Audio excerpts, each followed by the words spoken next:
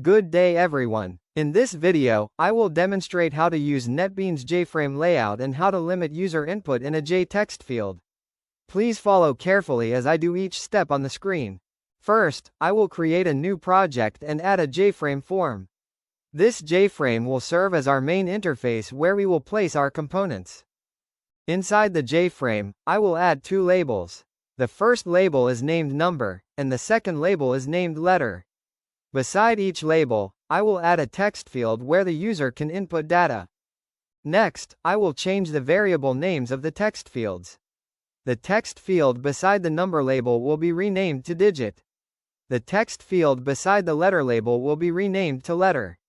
Renaming variables is important so our code is easier to read and understand.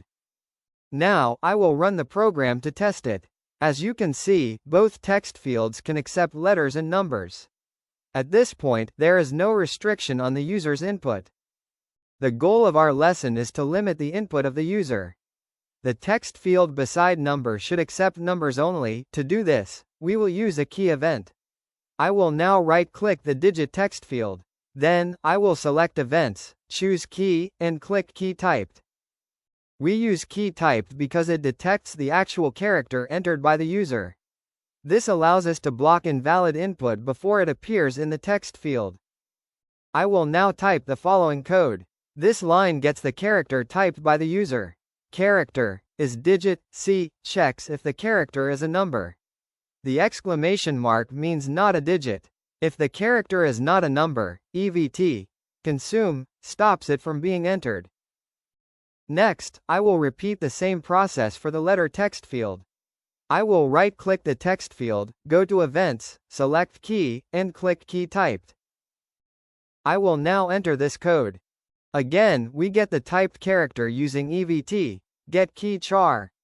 Character.isLetter, C, checks if the character is a letter.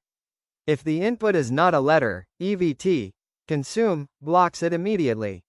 I will now run the program again. The number text field only accepts digits.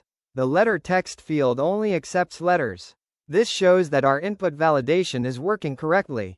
And that concludes our lesson on limiting input in JTextField using key-typed events. Thank you for watching, and make sure to practice this on your own NetBeans project.